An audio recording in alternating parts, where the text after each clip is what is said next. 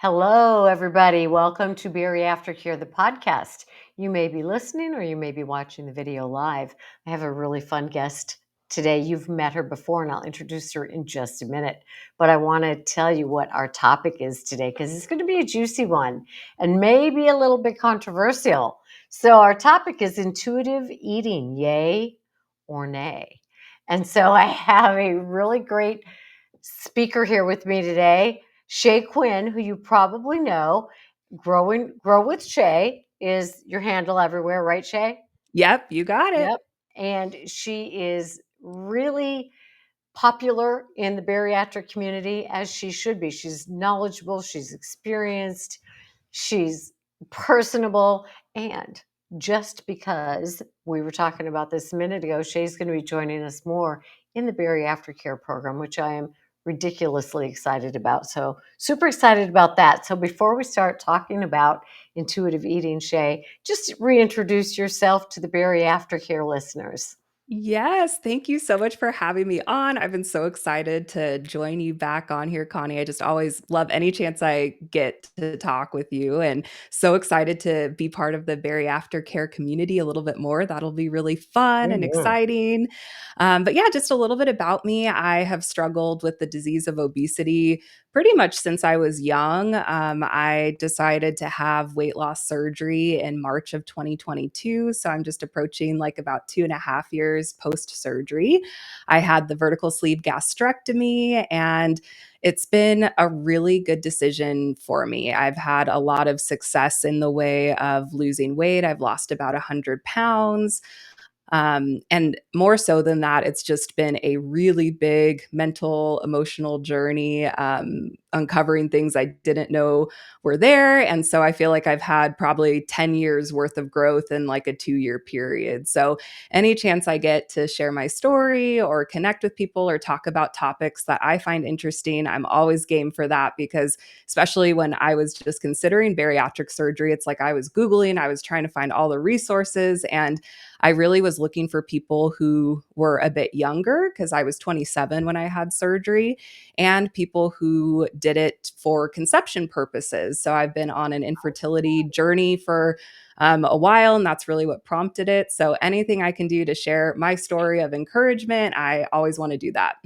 Do you know what's interesting? Our last week's episode was with an infertility specialist Oh, I'm gonna have to talking give that a about, listen. yeah, talking about obesity and PCOS and Hmm. the whole fertility issue. And she is an amazing physician who lives in the Oh. DC area. And Kate was on with us, Kate Fuse. So it was a Mhm. really, really interesting episode. So yeah, check that out. And you know, as we mentioned, Shay has been on the podcast, the Barry Aftercare podcast, probably a year or so ago, right? I know it's been a minute. Hmm. So if you want to hear her story and how she got involved publicly and just her own surgery, go back and find that episode about a year's worth ago, about 50 episodes ago. So you can find that in our list of podcast episodes. But today, so I love Shay, and so I wanted to have her back on, and I said, "What should we talk about? What's a good topic?" And she was like, "Intuitive eating," and I was like, "Oh." I kind of cringed internally. And I even mentioned, I'm like, to me, that's a really controversial topic. Although I know in theory, I want you to know, Shay and everybody else, in theory, I'm all about it. I am all Mhm. about it. When it comes to the bariatric population, I have some reservations. And so we're going to Mhm. talk about the greatness, in theory, of intuitive eating. And we're working from a book that Mhm. Shay encouraged me to read, which is called, surprise, surprise, Intuitive Eating, a revolutionary anti diet approach. And it's by two women who are both registered dietitians, and they have a bunch of other credentials. One is named, and I don't know if you know how to pronounce their last names. I always take a guess at that. It's, Elise Resch, maybe? And then Resch.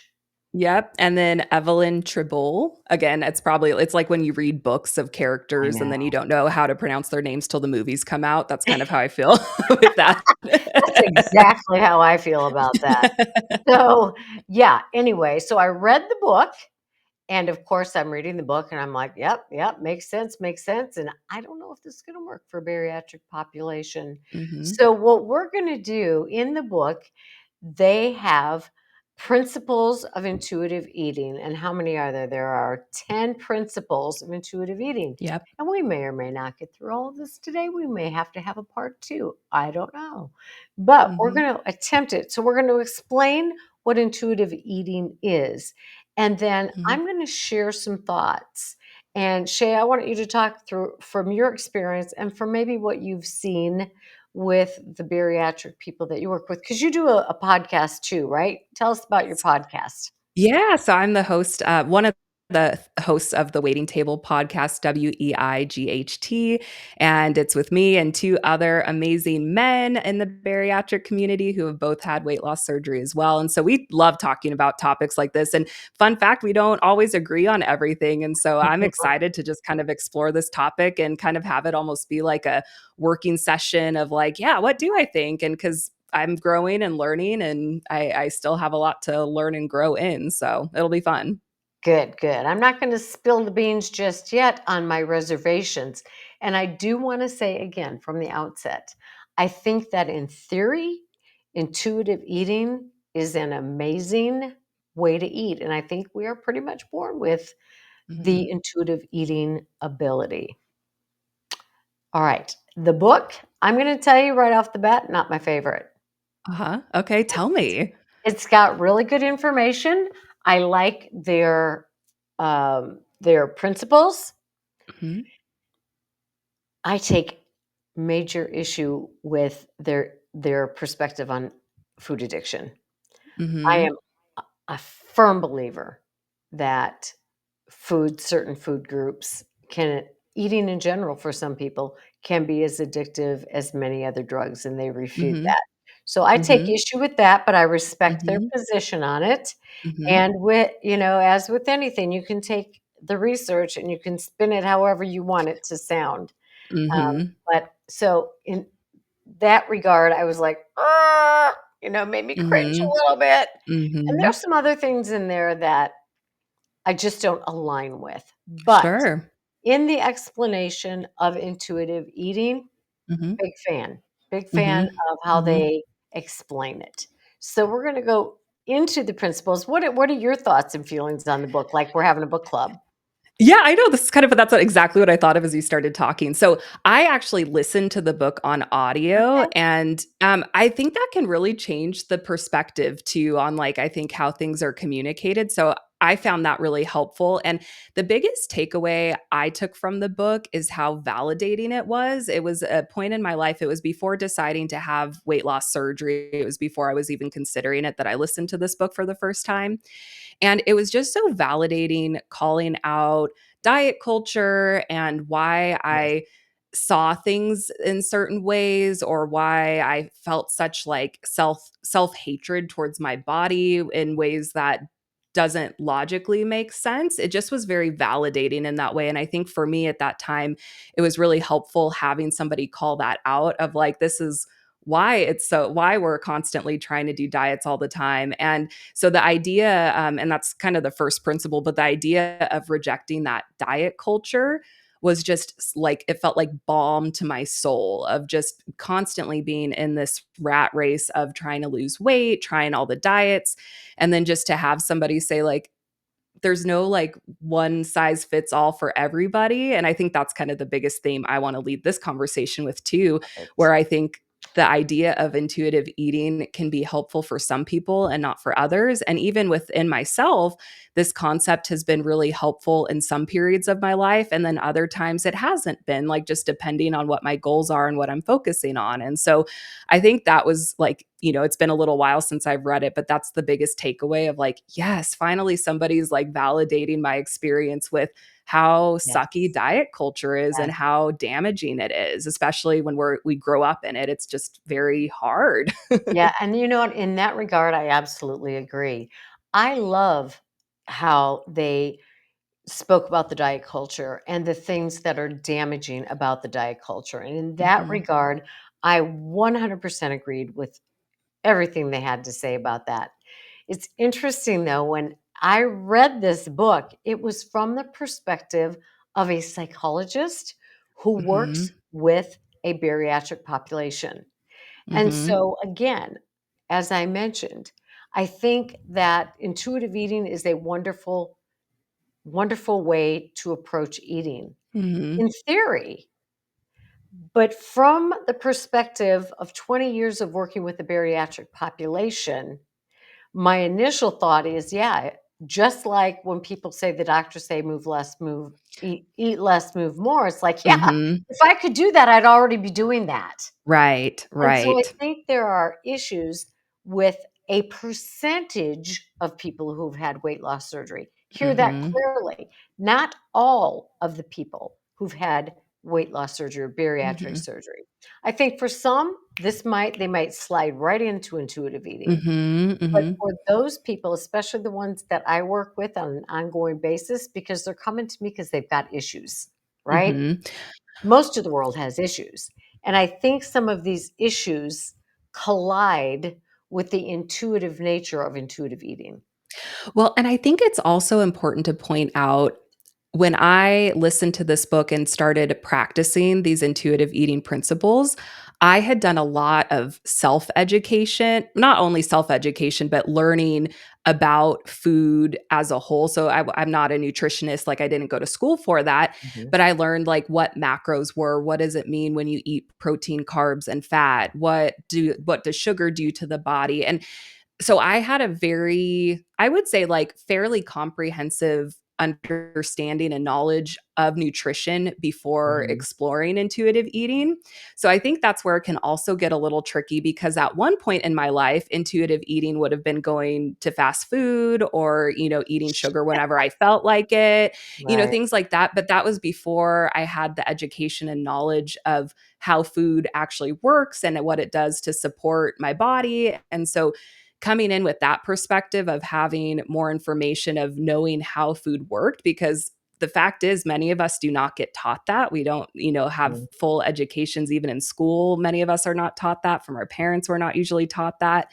And so having that information, it was a bit easier to slide into some of those principles because it's Right. like I had more of that subconscious knowledge that had been built up about how For food sure. works For before sure. going into it. So it's like if you're in a place of like maybe not knowing anything about food or how it works with the body, or maybe that's not even interesting to you, like it always was to Right. me, but some people don't really care. It's like, what do I eat? I just eat what's convenient and I don't really want to know about it. I think Right. that's when using this approach might not be the most helpful because you don't have that like base understanding and knowledge of how food works for you. Absolutely. That's a really good point, and that's one really big component of it. From a Mhm. psychological perspective, I just want to read. So the book is broken into chapters, and there's an overview of the principles. And so I'm going to just read part of a paragraph, and I'm going to share with you why my spidey senses were up from the get go. And then we're going to Yeah. talk about each one of the principles. Okay. So the introduction about the overview of the principles say any desire for weight loss must be put on the back burner or it will sabotage your process of healing your relationship with your food, your mind, and your body. Okay, let me just say a person who's had weight loss surgery is so obsessed with the weight loss. I just want this weight off. I just want this weight off. And I'm going to say that goes for 90+% of people having Mhm. bariatric Mhm. surgery. And I get it. I 100% get it. And I, as a psychologist, always teach this exact thing. Get this idea of the numbers and the scale and the weight loss off your mind.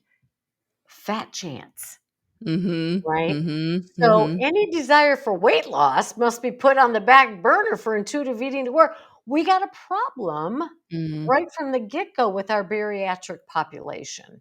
Mhm, What are mhm. your thoughts? Yeah, no, I agree with that. I think it's also important to mention too, and I think you did a bit, but this book is meant for the general population. It's not Mhm. like a bariatric specific book. And so, yeah, I think Good for point. me, it was again, this was before considering weight loss surgery. So for me, it was really freeing to have that mindset of not having to think about weight loss. Inevitably in my journey, that was going to have to be part of it for the goals that I had of, eventually getting pregnant, having a healthier lifestyle that I enjoyed. Weight loss did have to be part of that. However, in that time of doing more like mental and emotional work, it was helpful not to have that as a focus while I was kind of working Absolutely. through some of that trauma of diet culture, growing up, whatever the case might be. And so I think that's the other thing too, where I try to see things now in that there's like a season and a time for everything. Yes, And so I anybody who says anything absolute of like this is the only approach, of doing things or this is the only way, I usually have like a red flag that goes up of like, ugh. So I guess I take it more of taking the meat, leave the bones of like, that might be applicable in, yes. part of my journey, but maybe not in other parts. And so I think just it takes a level of understanding of where you're at. So like, yeah, if you just had weight loss surgery, that might not be super helpful, these Yeah. principles and, you're kind of focusing on different things, but where it has been helpful for me is getting more into maintenance mode Mhm. and grieving that, "Oh my gosh, I'm not losing weight all the time," Ah, and yeah, that's really I love that. that's been very tricky. I've seen that in the bariatric community where people can go back into or they never really left that diet culture mentality of, "Ooh, look at how, this is I can only eat this amount of food," or "I'm just drinking these protein drinks," and look and it kind of I don't fault what works for people at all, but kind of praising those ideas of eating less is always better and not taking into account the whole picture of a person. That's what I have issue with. And so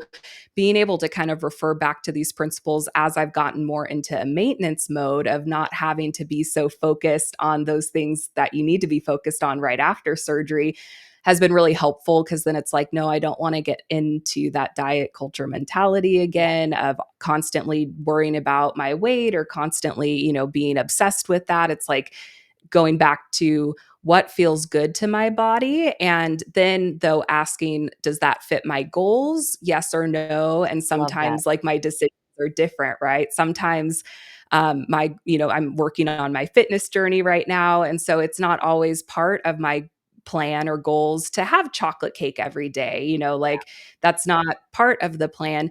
But there are some times where it's like, no, I want chocolate cake and I want this experience, and Sure. that's what I value in that time. So again, I think it's just so variable depending on where you're at in your journey, who you are as a Yeah. person, and yeah. So, yes, and again, I think this is something to work toward, working toward Yes. becoming an intuitive eater. And so I'm glad that you mentioned it's more applicable in your maintenance phase, but I'm Mhm. putting this out here as a cautionary tale Mhm. because I think that a lot of programs are bariatric programs are trying to push this intuitive eating. But when Mhm. they're saying right here, any desire for weight loss has got to be on the back burner, it's going to sabotage us. That's what people want, like you said, Mhm. especially at the Mhm. beginning. I don't think it's the best way to approach weight loss at all. It's like, get rid of it. It's going to happen. Let's focus on your Mhm. life. Just like you're saying, let's Mhm. focus on living. Let's focus on Mhm. building this life that you want. The weight will take care of itself.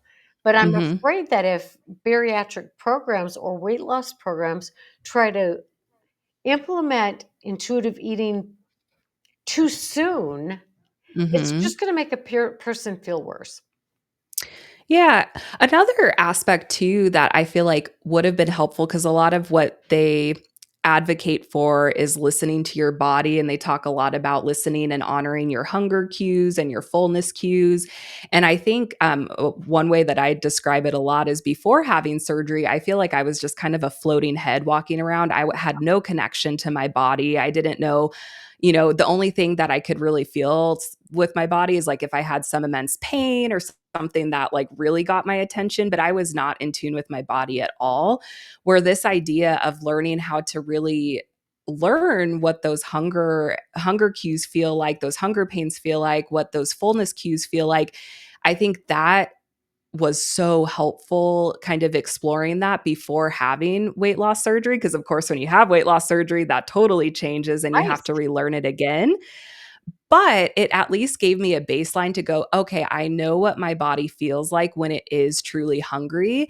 And it's so hard sometimes to determine between, okay, is that emotional hunger? And I know we talk about that a lot. Is that head hunger? What is that? But being more in tune with your body before having such a big part messed with having bariatric surgery was really helpful for me to be able to cue in and go, oh Yeah. yeah, this is hunger, or no, I don't really feel hungry. And I think that's why after surgery I was kind of surprised, because it's different for everybody on people's hunger cues and if they experience them or not. I felt my hunger cues pretty quickly after my Mhm. surgery, and I was like, is something wrong with me? But I don't know if it was just because I was more in tune or had been practicing that. But that was another aspect that was really helpful, that concept of it. It's funny because you bring that up because that is literally the next line in this paragraph.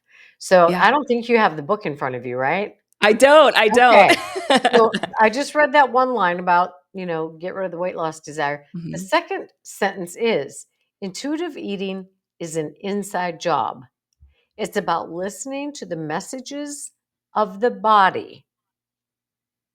When you focus on weight, it interferes with the process of becoming an intuitive eater. So, yes, this intuitive eating thing, which I love this concept, I'm Mhm. all about let's get in touch with our body. Let's listen to our body. Let's pay attention to our body cues about emotions, about hunger, about all of these things. But here's the deal. So, listening to the messages of the body for a lot of people who have weight loss surgery is something that's been shut off a long time ago. Mhm, I don't mhm, wanna think. I don't wanna feel. I don't mhm, wanna pay attention. I don't know if I'm hungry. I've never felt hungry because I'm eating all the time, or I've mhm. starved myself for so long that I've forgotten what real. So, again, I think it's an amazing place to work toward. And Sure. as you work through these other issues of, I don't wanna think or feel anything, Mhm.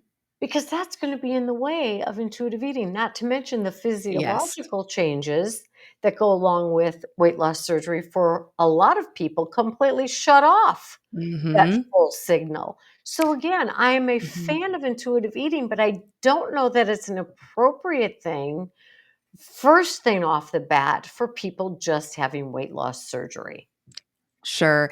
And I think it's just taking the pieces that fit and getting rid of the ones that don't, right? And I think that's what's been interesting in my experience after having weight loss surgery. It was like my mind and body connected literally like right after the surgery. So it was a very intense and overwhelming experience to be connected so quickly in that way. And I have coaching clients that I work on, mental and emotional Mhm. well-being things, and a lot of what we do is we focus on connecting the mind and the body by doing, Yes. different somatic experiences. And it's very uncomfortable, like when you grow up suppressing, and I know I'm preaching to the choir here with you, Connie, but That's when you okay. grow Tell up the audience for sure. yeah, when you grow up, suppressing all of your emotions, like that gets stored in your body.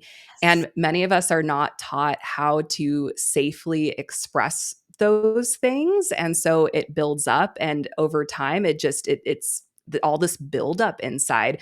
And that's what's really neat about helping people through more somatic experiences. It's holding their hands while they're walking through and learning what that feeling is of like, man, when Absolutely. I feel angry, my chest, starts feeling tight, and my ears get hot, my face gets red. but I don't know what to do with it after that point. And so it's learning how to process through Yeah. that in healthy ways. And so again, I think it's like taking that piece of it of learning how to be in tune with your body, but I would definitely recommend getting some support and help while you're learning to do that, Yes. because it's not as easy as just, "Oh, I'm just gonna figure it out myself." Like, No. working with a professional to help is really important, I think, in that experience and that process. That was an amazing way to present that, and I agree 100%. So people have to become aware and in tune of, "Oh, this is what anger Mhm. feels like. This is what anxiety feels like. This is what fear feels like. This is what Mhm. excitement feels like in my body." Mhm. But I think so many Mhm. people coming into this process, at least the people I work with, so many of Mhm. them, and I was too, so shut off from what we feel and how we feel it and where we feel it in our Mhm. body, and I think what you're talking about, getting in touch with that, is a precursor to being able to make that connection between, oh, this is physical hunger and this is emotional hunger. Because I think so many people are steeped in emotional hunger that Mhm. it's hard to discern when we're cut off from our body anyway. So again, Yeah. I think the principles here are amazing. I don't think they're available to a lot of our patients initially, but working Mhm. toward them is a beautiful goal. Yeah, exactly, and I think it's important to recognize that we're on a journey of growth, like, for the rest of our lives, or I hope to be. I guess not everybody chooses that. Some people get to a point and don't wanna keep learning and growing, and that's totally their choice and right to decide that for themselves.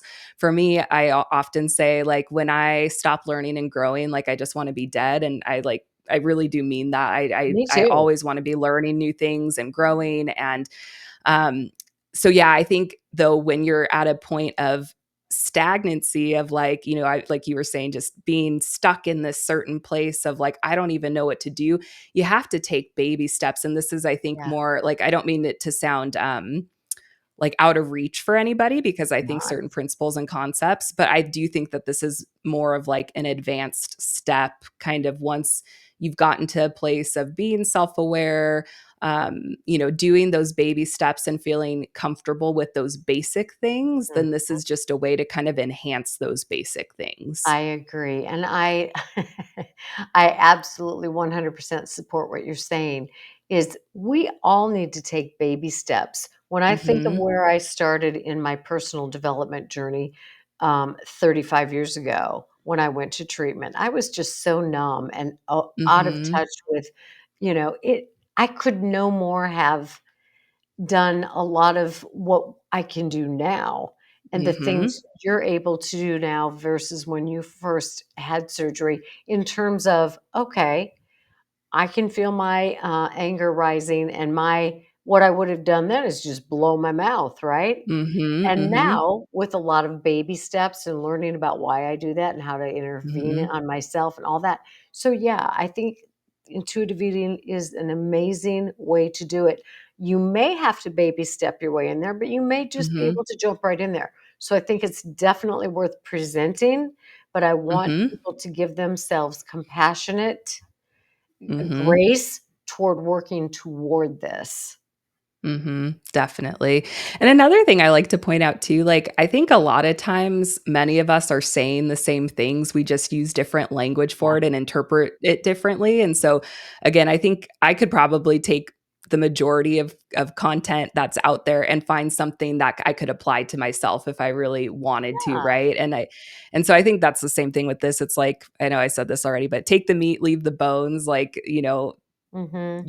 and I think that's also what this book sparked in me, is like validating I know myself the best, even if there were periods of my life where I felt very lost and disconnected from myself, Mhm. I still am the only person who knows myself the best. And Right. so again, I think that helped me with deciphering information, where before I would get very caught up in Mhm. diet trends, or somebody saying this is the best way to do things, whether it came to fitness or nutrition or whatever.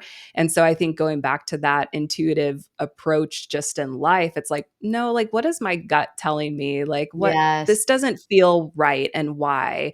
And instead of just going along with it, even if it is, a professional person who has lots of experience, like a big advocate of, working with your doctor after bariatric surgery, working with your clinical team. But there were certain things in my program where it's like, okay, that probably works for the majority, but Right. something about that does not work for me as an individual Right. person. And so I think that's a lot of what this book or this idea kind of fostered in me uncovering is like trusting myself. And I learned not to trust myself for a long time. That's another point they make in the book is Mhm. in some of these principles is you have to learn to trust yourself. And there's Mhm. another thing where I'm like, "Okay, great in theory." Not and, I read this book. I'm a psychologist. I cannot read it from a You non-psychologist. can't turn it off. I can't. And because I've Yeah. worked with so many people before and after surgery, I'm like, no, the majority of Mhm. people coming into this do not trust themselves when it comes to food. So Mhm. if Mhm. somebody says, go out there and eat what you want, whatever you want. Oh, Jesus, God, Mary and Joseph, what we're going to be in trouble because Yeah. people haven't learned to trust themselves in this area.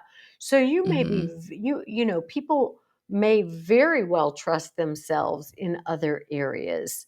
And Mhm. they may, like you just said, have that intuition that says not a good idea, but it's Mhm. overridden by strong emotion and the desire Mhm. for the dopamine that food will bring them, right? Right, right. Mhm. So, And I yes, think you can Oh, sorry, go ahead. I don't no, wanna it's just cut you off yes, from that. learning to trust yourself is another part of the recovery process. Because when you're Mhm. dealing with a disease, a chronic disease, Mhm. sometimes you lose touch with trusting yourself. So, again, in Mhm. theory, love it. In practice, some people can go right there. And like you said, take what fits, leave the rest. Mhm. Some Mhm. people, if you're not there, don't beat yourself up. You may have Yes. some things to learn about trusting when your gut says, not a good idea, and even knowing when it's not a good idea, not following through. Yeah, and there's so many different areas in your life where you can practice that. Like, it doesn't have to be food where you practice learning to trust yourself. If that feels like, "Ooh, that's just too sticky and I'm not ready for that yet," it's like Mhm. practicing trusting yourself on this is like a small example, but I think can be really helpful. Like for me, it's even like what feels comfortable on my body to wear. Because I was so disconnected for so long, I like wore stuff to cover my body. I didn't really care if it was comfortable or not because it was like as long as it covers and, doesn't show rolls or whatever the case may be, then it'll work. Mhm. And so that's been like a process of learning to trust myself with that of like if I put something on and it just doesn't feel right, instead of saying, "Oh, well you're fine. There's no logical reason why this should bother you or whatever." It's like, "Well, no, it doesn't feel good. I'm going to change." I Like and love so that. it's little things like that that you can practice learning to trust yourself on. So even if it doesn't have to do with food or even relationships with people, like, and that can be tricky too. But it's Mhm. like, for some reason, this person, like, I don't want to disclose this very personal thing to them, even though in the past I would have felt comfortable doing that and listening and trusting. Well, I might not understand the reason for that, but I'm going to trust you, body, like, and know that there's a reason for that. And let's try it out and see how it goes. And so it's like you can learn to do that with smaller things, and then if food is one of those that's really hard, it's like, again, just giving yourself space to practice it and try it in a safe way. And then I think also knowing that you're going to make mistakes, you're going to mess up, it's going to be clunky. And again, I think that's probably where my perspective maybe differs because you see, Connie, like the people that have more of those addiction tendencies where one mess up could be very detrimental to their journey, especially when it comes to like food addiction or alcoholism, things like that. um, for me in my journey, I don't have food addiction in my life. And so it's a little bit different to where, if I overeat one time, and I have before, since having surgery, it's only been a couple times, but it's like, oh, that doesn't feel good. I'm going to take note of that and know that. And you know what? It's not the end of the world. I can make a different choice and try again. And it's okay to make mistakes. And again, I think being able to practice making those mistakes in safe ways is really helpful as well. Yeah, absolutely. I agree again, 1000% with everything you're saying. Here's my little psychological Mhm. caveat. Um, Yeah. okay, so take food addiction out of the equation. All right. Mhm.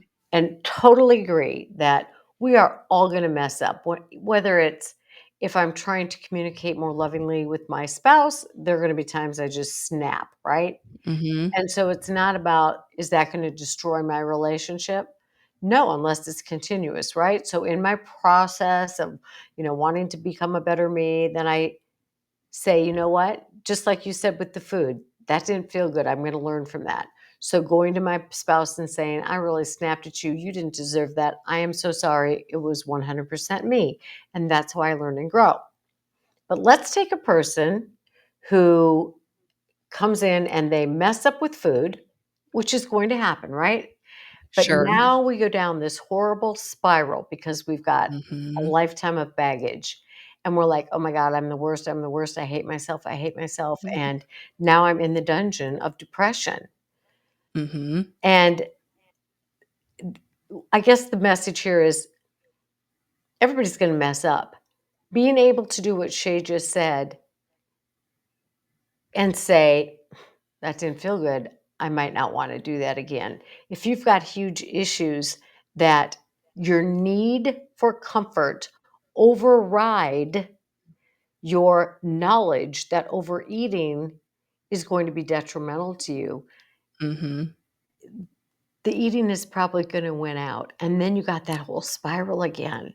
Yes. So if you come into this process and you haven't had a life full of issues, this is going to be a lot easier. But you, like Shay said, you know you best. And if you know you've got a life of past trauma or a life of really beating up on yourself, this is going to take professional assistance to get to Yes. the point where you can overeat and go, I can do better than that.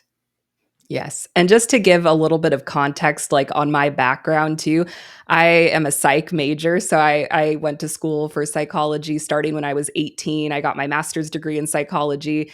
I've been going to therapy since I was 20 maybe, and so it's like I have had a lot of the work that Yes. leads up to that, and so I think that's important to address and call out because I know that's not the case for many people or most people going into this, but I had a lot of like professional help where I sorted through a lot of that to kind of get to that place of being able to recognize that. And if I had to just like boil it down, a lot of it came from me not feeling like I was a loved and worthy human being based on past traumas and, stuff that I experienced in my life.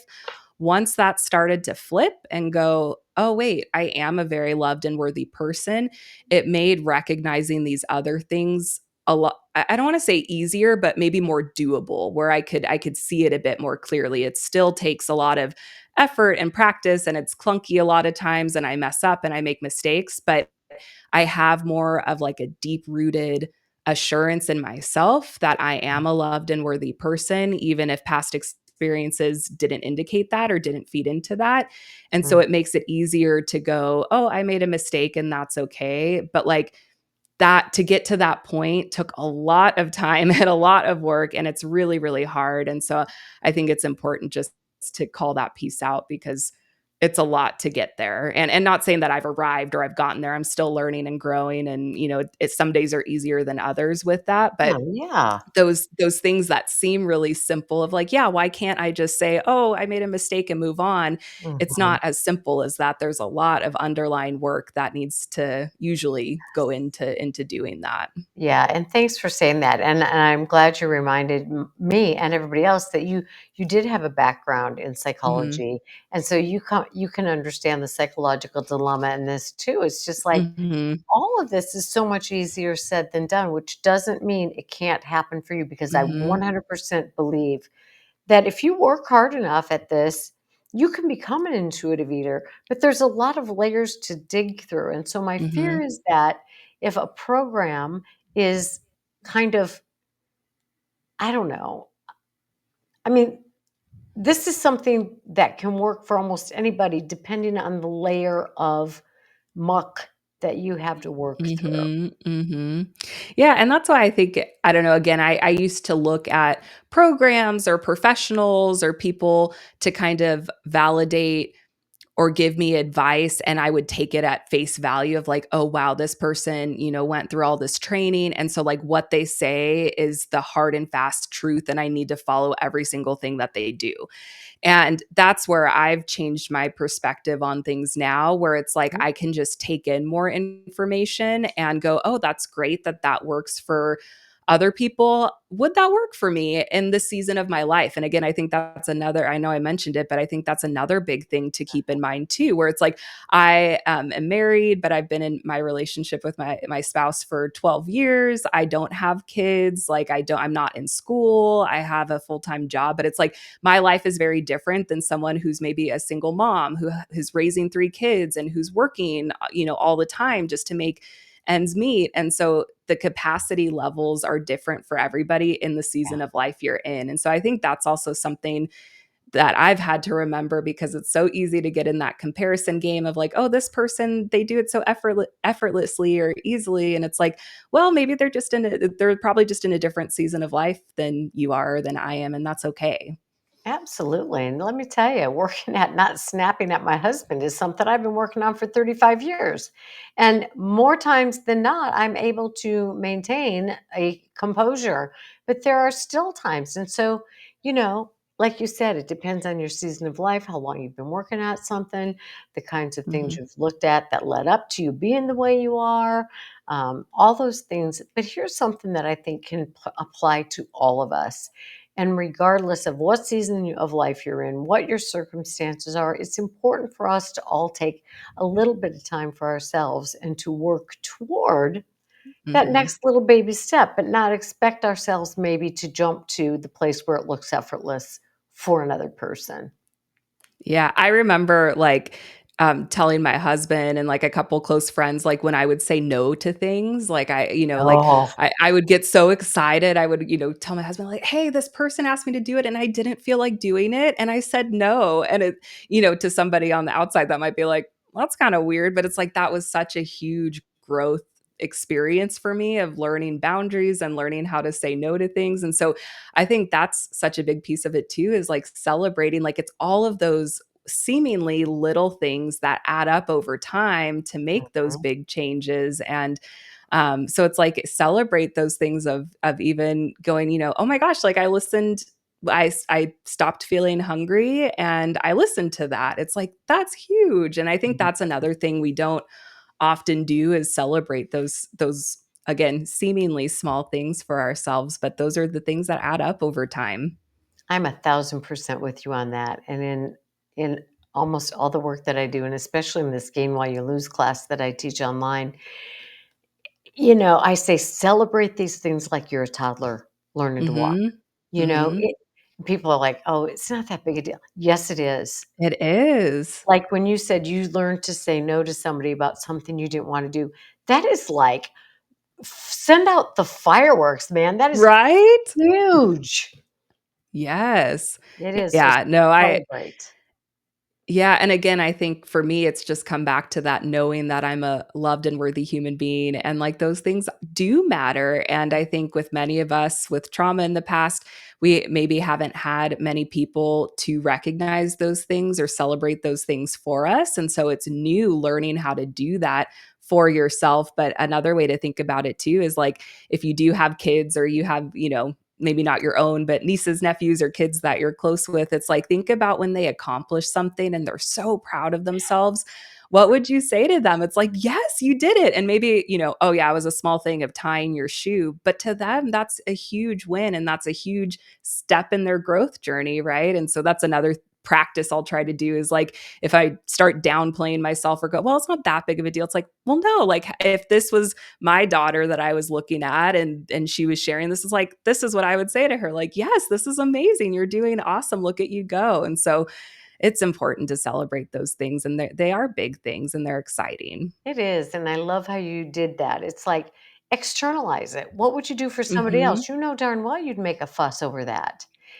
And the other Yes. thing is learning to tie your shoes, the example you gave, it's like, that is a life-changing thing when Yeah, you're 5 years true. old, right? You know, it Yes. changes everybody else's life around you because you no longer have to say, "Can you tie my shoes?"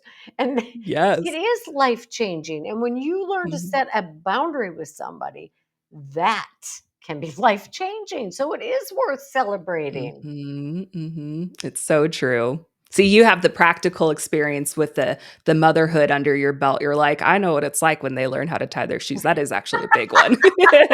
It is, all of those things. Okay, so let's go to the principle about making peace with food because Mhm, this is a huge thing for people to understand. And I think a lot of eating disorder centers and a lot of dietitians and registered dietitians and nutritionists will tell you no food is off limits. mhm, To which I say, for the majority, the vast majority of people, that is true. If mhm, you have an addiction to sugar and eating sugar puts you in a place where all of a sudden you have brain fog, where all of a sudden you are craving more and mhm, more and more and more of that substance, that is not a true statement for you. And I firmly believe this, and you know who you are. So, for the mhm, vast majority of people, no foods are off limits. So you mhm, mentioned earlier, once in a while, I want that piece of chocolate cake. Not a problem. mhm. Absolutely true. If you have Yeah. a food addiction, not true. If you have a Mhm. sugar addiction, not true. Mhm. Well, I think your perspective is so valuable on that because you experienced it yourself with alcohol and what that's like, and I'd imagine it's the same type of principle where it's like it's just a no-go type of thing. It's so hard too because I've, worked with people and personally known a lot of people with disordered eating tendencies too, and so it's just so interesting how it's like recommendations can be so different depending on your individual person and what you've experienced and gone through because that could be detrimental to somebody who struggles with disordered eating. It could get them in the spiral, right, of, "Oh, yeah, like, I'm a bad person if I have sugar or if I eat this. This is a bad food versus a good food." I think that's another thing. I don't know if that's a principle, but just unlearning and learning new language for the way that I viewed food was really helpful too, not calling food good or bad and Yes. just trying to keep it neutral, right? Like, and so I'm very mindful of that when I talk about food for myself or to anybody. It's like there's some foods where it's nutritionally giving me a lot of value and it helps my body feel really good. And then there's other foods that I consider more like fun foods where maybe it's not giving, nutritional value, but it's an enjoyable experience. It's not one that I want to have all of the time for every single meal, but I think that's been also really helpful in healing what I had going on with diet culture of not seeing things as good or bad, because again, that is very easy to internalize. Like, okay, if I eat this certain food, I'm doing good. Right. If I eat this certain kind of food, I'm doing bad. And it's like, nope, that does has nothing to do with who I am as a person. It's just a neutral thing of this is the food that helps my body feel good. This is the food that maybe doesn't, or, maybe I just have every once in a while. And again, I'd love to hear your perspective on that more from that addiction side of things, if that's a good approach or not. I'm not sure. Well, I think there's a very big difference. And again, I have studied this for years and years and years and years, so it's a no brainer Mhm. to me. Right. But the general public has not. And you may believe in food addiction, you may not believe in food addiction. Mhm. That's up to each individual. But I'll tell you what, and I always encourage people, try it, play with it, see what Mhm. fits for you. Because some people may have be emotional eaters, and when they're Mhm. sad, they turn to sugar. That may not be the same thing as a food addiction. Right. So you have to understand the nuances. Disordered eating is not the same thing as food addiction. Mhm. It's just not. Mhm. Emotional eating is a form of disordered eating. When people Mhm. say eating disorders, that's a whole different thing because there's a category of delineated eating disorders, anorexia, Mhm. bulimia, binge eating disorder. Um, it's all very muddled, but Mhm. addiction is a completely different thing. Here's a Mhm. working definition of addiction. Addiction is continuing to do something you know is causing you harm. Mhm. When I drink alcohol, there's no off switch. It causes problems in my marriage, my job, my whatever, right? That's a problem. And if you've gotten a DUI and you've gotten, your spouse is upset with you and you're late for work and you call in sick because you're hungover, and there's a myriad of issues that says this is causing a problem in my life. And alcohol is the common denominator. Mhm. I know it's causing problems in my life and I want to stop because I don't like these problems, but somehow I just can't. So Mhm. if you have a physiological addiction, let's just use sugar. And a lot of highly processed foods with the salt and the fat combination can be the same thing. If you get into trouble, by trouble, I mean, you're spending time alone at night with your stash of sugar or potato chips rather than spending time with your family. And they're like, Mhm. you'd rather sit in there with your bag of chips than with us. Well, I wouldn't rather, but I can't stop myself. Or Mhm. you're eating so much, junk food and sugar and fat and salt, and your doctor's like, listen, your health is to the point where you are this close to having a heart attack. Mhm. You've got to cut back your intake of saturated fat. I really, really want to. I know it. I know this is bad for me. I just can't do it. So it's Mhm. knowing there are problems, knowing you want to stop, but you can't. There Mhm. might be an addiction there, Mhm. but people have to play for it. Play with it. People say, "Oh, I can stop anytime I want." Good, then do it. Mhm. Right? If you're going to die, if somebody says you're going to die if you have one more drink and you can't stop drinking, same with cigarettes. But it can be the same with food. If you Mhm. know that your relationship with food is taking priority over your relationship with your significant other or your family, that's a problem. Mhm.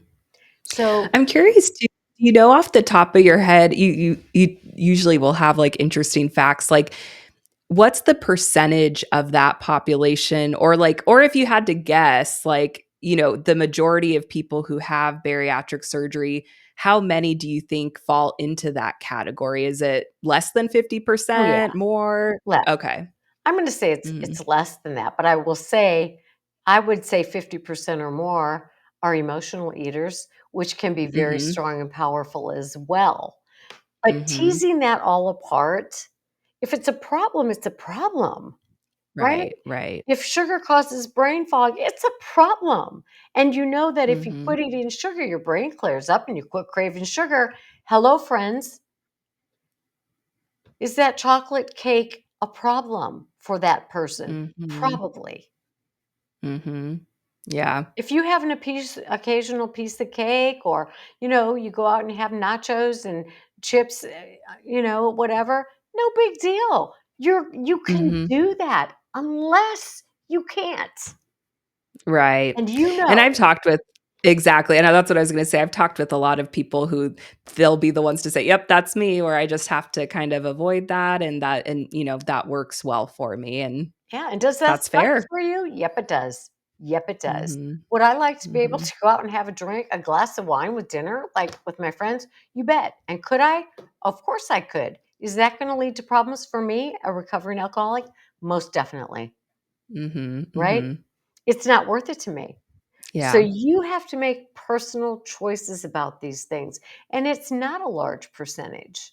It's a Mhm. very large percentage who struggle with emotional eating, and Mhm. that has to be dealt with too, and emotional eating is gonna trump intuitive eating. Yes, and I think that's more of the category I fell into, just hearing you Yeah, talk about it as more of that emotional eating piece, and once I worked through some of those yes. big emotional issues, it resolved over time where it's like it still happens where it's like I'll find myself, feeling stressed about something with work and then, feeling like, "Oh, I want comfort." And so I go and I eat something that maybe I wasn't planning on. So it definitely still happens, but it's not as frequent as it once was because I've tried to work on it since then. So it's helpful, I think, just knowing the difference between those. Absolutely, and a lot of people don't, and I understand that. There's prior episodes of BariAftercare, the podcast, which talk about Mhm. emotional eating, which talk about food addiction. And most recently, earlier this year, I was on a committee where there's a small group of us trying to get food addiction added to the books where the psychiatrists and the physicians use, where it's an actual criteria or where it's an actual diagnosis, Mhm. right? Because alcoholism, Mhm, get mhm, this, alcoholism was a criteria diagnostic thing before obesity. mhm. Oh, yeah. Mhm. Alcoholism was added in 1956 or something like that. Obesity wasn't Mhm. classified as a disease until what, 2013? Yeah, I was gonna say 2012, 2013. Yeah. Mhm. So, Mhm. there are enough people who have done enough research and to show, and of course you can't do the research with humans, it's unethical. Right, right. So, but there's enough people who will attest to and enough scientific research um, Mhm. about food addiction. I have absolutely zero doubt that it's a real thing. But Mhm. I don't put everybody in that category. For Mhm. most people, I would say, you know what? Enjoy that piece of chocolate cake. Mhm. Not every day if you don't want to regain weight. But Right. there's nothing wrong with the cookie or the cake or the chips on Mhm. occasion. But it's Mhm. learning to be able to do the on occasion. Mhm. And again, not associating the foods you eat with your identity, whether it be in a health or like a positive or negative way. And so again, it's just reworking that phrasing of like it still will come out every once in a while. I've practiced really hard to where it doesn't very often, but that idea of like, oh, I did so good today because I ate X, Y, and Z. And it's like, I try to really nip that in the bud just for myself because it's like I don't want to communicate that to myself. I don't want to communicate that to others. Or when I do have kids, I don't want to communicate that to them. What we eat has nothing to do with who we are as an individual person. It's just some foods make our bodies feel better and, add to the goals that we have. Mhm. And some foods might not. And that's okay, to decide that and go in informed and educated on what you're doing. And again, not having it be something that you can't control. That's a different issue, right? But if Yes. you go in and this is what I'm doing and eating and this feels good. And I love that too. You are so wise, and I love how you balance me because I'm like, "Wow, wow, wow, wow, passion, no, no." Come at things with such intensity. It's Um, because 'cause you're passionate, though. That's why it I love is. listening and It talking with is. you. It is. But I love, the thing that's more important to me than good or bad food, which is not the healthiest way to describe food, but is I'm good or I was bad. That is a big deal. And I Mhm. love that you talked about that. And it's so important to get away from describing yourself as good as or bad based on what you put in your mouth. Mhm. No, you're good. Sometimes we do unwise things. Sometimes we make choices that move us in the direction that is not in alignment with our goals, Mhm. but you are good. Mhm. Yes. Yes. Yeah, it's something me and my husband will do that with each other a lot where he'll start to say that. I'm like, "Well, I think you're a good person just even if you didn't eat that," you know? I don't think that really has a we joke about it and, Yes, have fun with it now, absolutely. but it's like I just think about that, like, can you imagine as a kid being like having that language would have just been so helpful. So it's like being able to do that for yourself and then also your kids, it's like, oh, it's so cool. Absolutely. And there's such we do it without even thinking, but with children, it's like, oh, you're a good girl. You're a good boy. Don't be Mhm, a mhm, bad girl. And you know what? I say to my grandkids all the time, you know what? Because they'll be like, oh, that was bad, or I was bad, or something. I'm like, you know what? You are good. You are mhm, always good. And go through that whole thing. Sometimes you make decisions that aren't the best. And here's mhm, my mantra with the babies, with all my grandkids. I'm like, when does Gigi love you? And the answer is all the time, mhm. right? I love So, that. yeah, that's our little thing. When do I love you? All the time. So Mhm, remembering to say that to yourself, you are lovable all the time. You are good. What you put mhm, in your mouth, whatever you do doesn't define who you are. mhm, We do have to make choices about our behavior. We have to take accountability for our behavior, but mhm. it's a human journey here, friends. Mhm, mhm. And even just that's another thing that might be a helpful tip is, like, just explaining things in more of a factual way, and so, like I said, my husband and I will do this with each other where it's like, instead of, we just try to focus more on how certain things make us our bodies feel, right? So it's Right. like, "Oh, I ate this meal and man, my body feels really good after that. I feel full, I feel satisfied, I feel like it gave me a boost of energy, and, it feels good." Hmm. Sometimes we'll have things where it's like, "Oh, that did not feel good. My stomach feels kind of upset. I need to go use the bathroom." Like, Right. for whatever reason, that just did not feel good. And so it's again just stating how your body's feeling. But again, that takes time and work to get to that point of being able to connect and listen to that. And I think that's again one of the biggest things I've taken out of intuitive eating of getting to that place can be really difficult, but it is so awesome because our bodies are so smart. And if we just tune into them, I say it just like it's easy, it's not, but if we're able to learn how to tune into them, we get so much helpful feedback instead of, what everybody on the internet is saying. You can actually ask your body directly on how did Yeah. that feel or what did that feel Yeah. like, and not just with food but with interactions with people, with activities, with cuddling with your pets. How does that feel? And again, that's what I work with like coaching clients I on love that. is learning how to make those connections. And then once you do, it's like, oh, okay, I can just ask myself and ask my body how that is and then make decisions based off of that. But again, it takes time and, all the things we Yeah. talked about, building trust, but it's really cool once you're able to. Exactly, and that's what I was just gonna say, that's how you learn to trust yourself by asking those questions. Mhm. Just, Mhm. "Is that working for me?" And it's not just does it make me feel good? Because sugar might make you feel good, it might be really not healthy for Sure. you, but it's like, "Does this sit well with my being?" Right? Mhm. Is it Well, moving me closer to who I wanna be?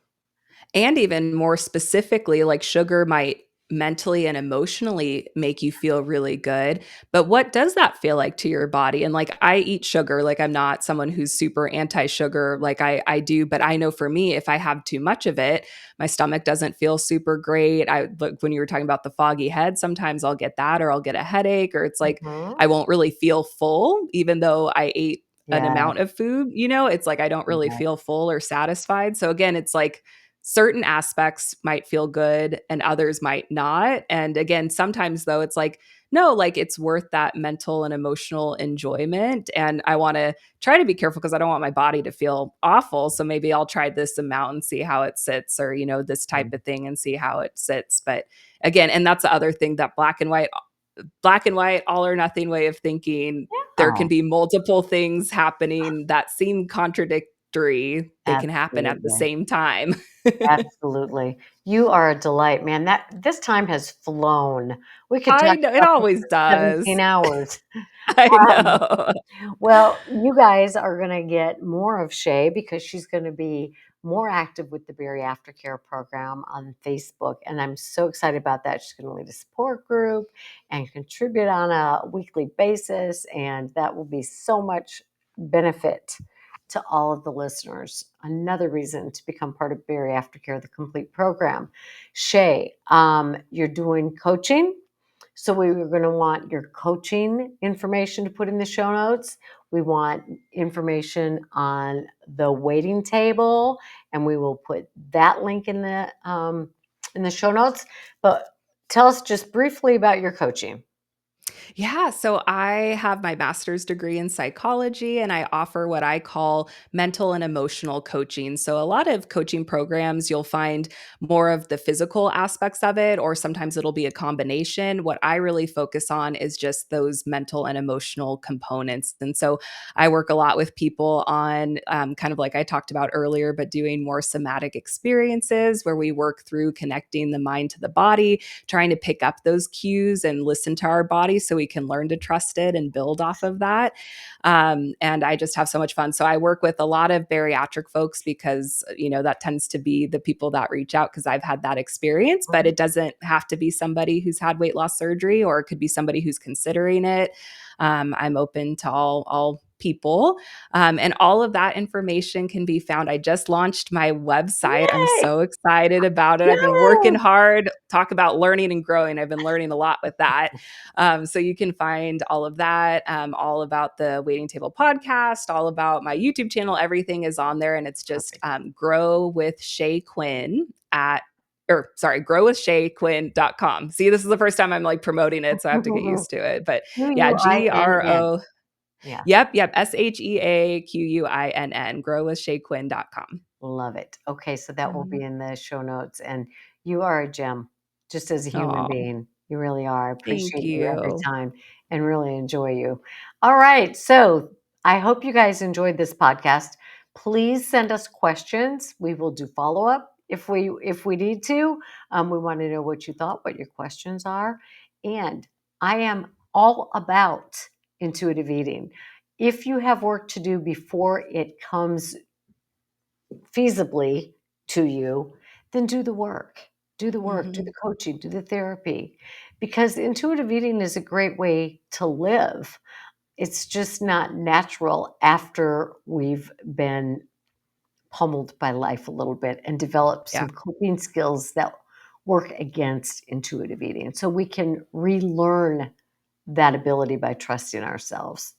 So get the help that you need, and we will see you next time on the Barry Aftercare podcast. Thank you again, Shay.